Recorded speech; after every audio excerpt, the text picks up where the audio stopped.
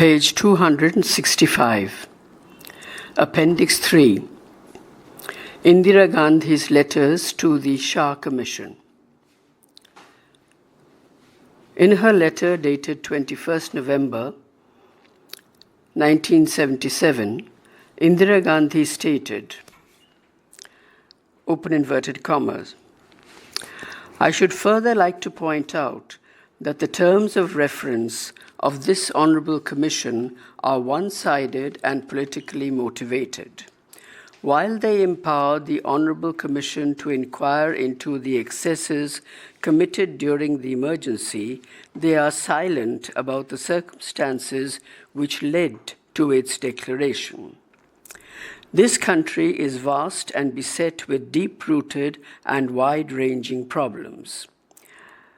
The administrative machinery is fragmented. Urgent measures have to be taken.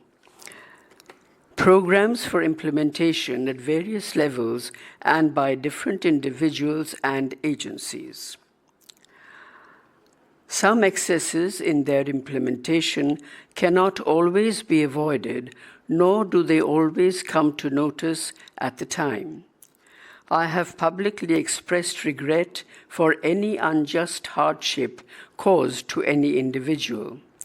But if the professed purpose of the inquiry is to check abuse of power in the future, it is equally imperative that the circumstances which create chaotic conditions in the nation before the emergency should also be inquired into and not allowed to be repeated. For 2 years preceding the emergency, the country was in the grip of grave crisis. The economic situation had deteriorated due mainly to internal and international causes beyond our control.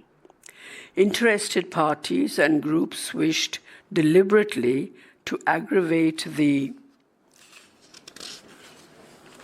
situation for their own gain. Page 266. Freedom of speech and expression were used to spread hatred and parochial regional sentiments. Noble institutions of learning were turned into hotbeds of political intrigue. Public property was destroyed at the slightest excuse.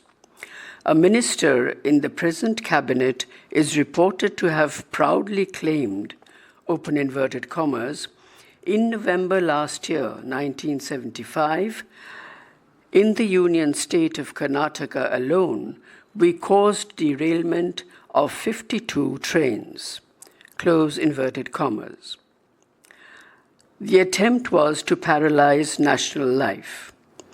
The dissolution of Gujarat, open bracket, Sikh, close bracket, assembly was forced by the undemocratic means. I repeat, forced by undemocratic means. Duly elected legislatures were beaten and intimidated into resigning from their seats in the assembly. Para.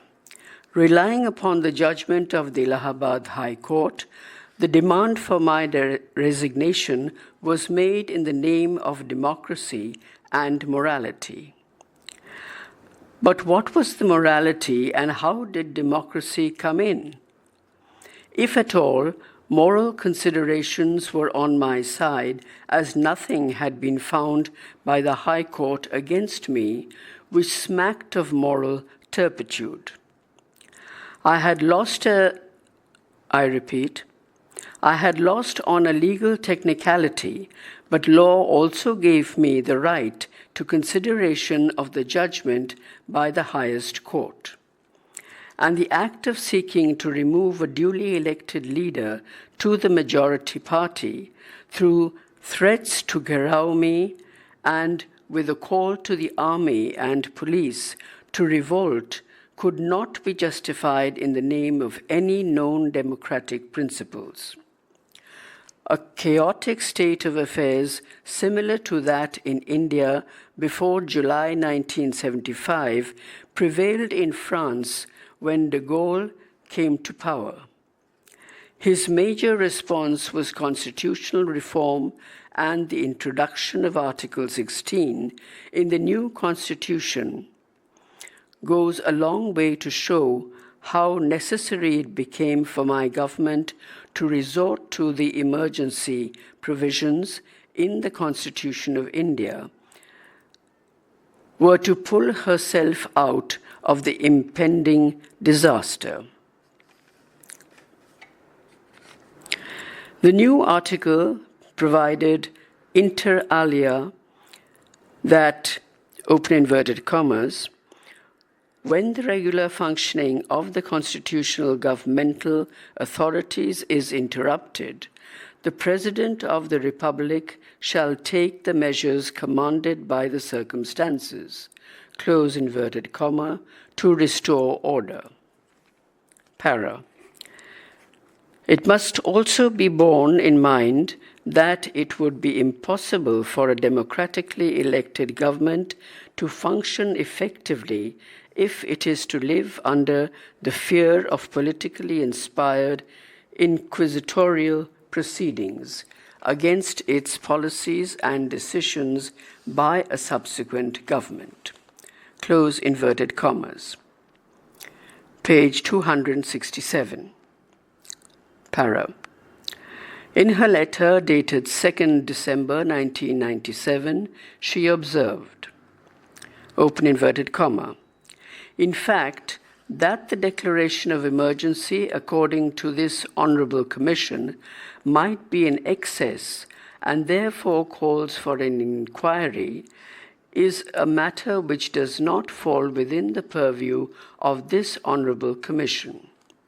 The proclamation of emergency by the President was a constitutional step.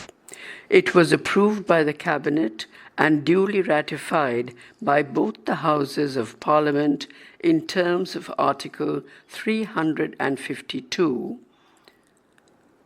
open bracket, 2, close bracket, of the Constitution. After the ratification, the proclamation, which was political in character, became an act of Parliament. In the United States, the exercise of political power by the President has been held to be beyond challenge. Chief Justice Marshall observed in Marbury versus Madison, para, by the Constitution of the United States, the President is invested with certain important political powers in the exercise of which he is to be, I repeat, he is to use his own discretion and is accountable only to his country in his political character and to his own conscience. The subjects are political. They respect the nation, not individual rights, and being entrusted to the executive, the decision of the executive is conclusive. Para. Under the Indian Constitution, on the other hand, the proclamation of emergency has been made subject to ratification by Parliament. No authority in this country, not excluding any commission appointed under the Commission of Inquiry Act, can sit in judgment over such an act of Parliament. For any political decision, the government under our Constitution is answerable only to Parliament. If this Honourable Commission arrogates to itself the power to determine that the declaration of emergency was an excess, this Honourable Commission will not only be stultifying the constitutional scheme, but also establishing a precedent which will make serious inroads into parliamentary supremacy with disastrous and consequences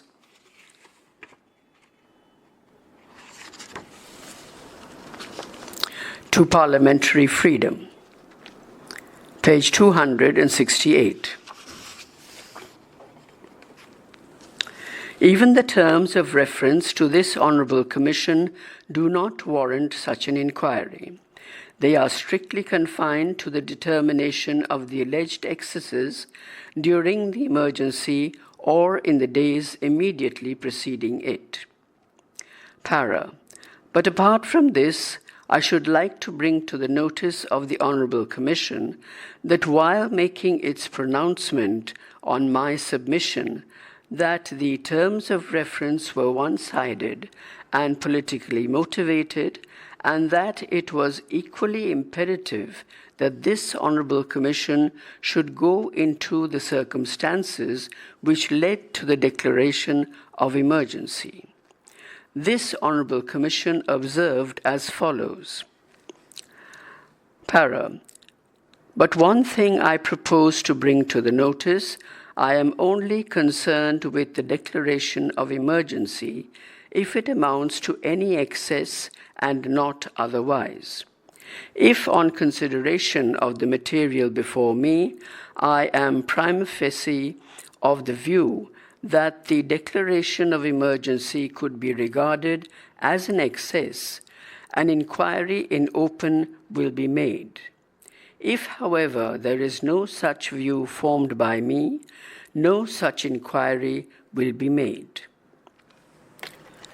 Para. This observation of the Honourable Commission, I most respectfully submit is not sustainable. In the first place, it is tantamount to saying, there shall be an inquiry into the declaration of emergency if I can be damned in the process. But there shall be no inquiry if others whose actions justified the declaration of emergency are likely to be damned. Secondly, it is difficult to imagine how this Honourable Commission can take any decision regarding the declaration of emergency without full consideration of the range of circumstances and the incidents which had accumulated for a long time preceding the proclamation into an imminent threat to paralyze the duly elected government at the centre and in the states. Para. During the period, ostensibly the attacks were concentrated upon me. In reality, the political opposition had been using this strategy to weaken the central government and subvert its socialist and progressive programs for quite some years. It was a question of change versus the status quo. Page 269. Secular democratic socialism on the one hand and the retrograde communal and capitalistic forces on the other had been struggling against each other to gain the upper hand. The split in the Congress in 1969 gave an edge to this confrontation. The nationalization of banks and other measures which disturbed the entrenched privileges and the vested interests and offered opportunity to help to the poor, and help to the poor and the weaker sections of our society, created such tremendous popular upsurge that the communal and capitalistic elements probably lost all hope of being able to successfully fight on an ideological plane. Hence, they changed their methods. Similarly, such political phenomenon was not peculiar in India. Recent history is replete with such instances.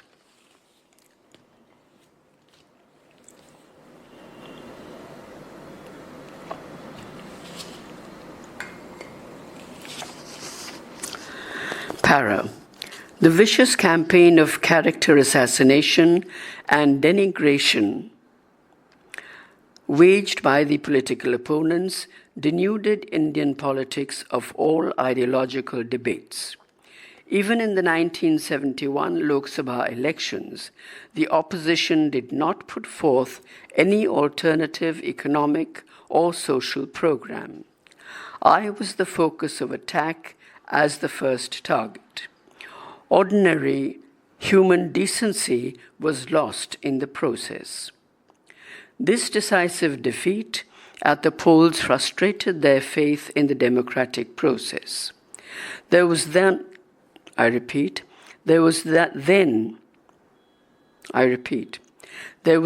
short interlude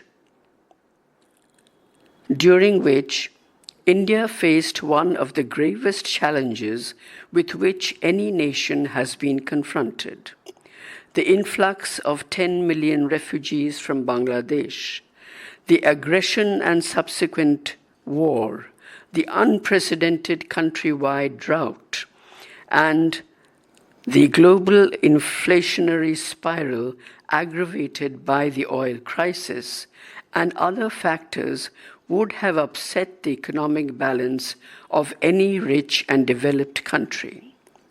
India was fighting for her economic survival. It was during this period that the then opposition resorted to extra-constitutional means to paralyze of our democratic institutions.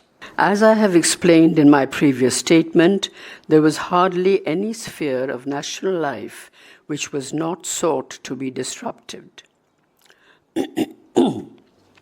Para. The inevitable distress of many sections of our people was exploited to mount attacks on duly elected governments and assemblies of the day. We cannot forget the tragic circumstances leading to the dissolution Gujarat, open bracket, Sikh, close bracket, assembly, only a few months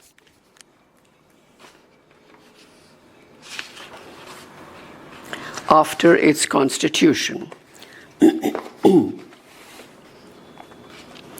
Page 270. Para.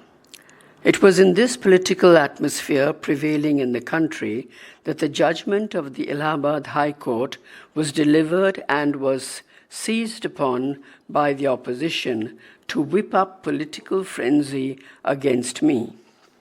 Although I was the immediate target, the real design was to dislodge the Congress government and to capture power through extra-constitutional measures. If a duly elected government can be allowed to be pulled down by threats of violence and demonstrations in the streets and by incitement of the army and police to revolt, the democratic structure of the nation would collapse.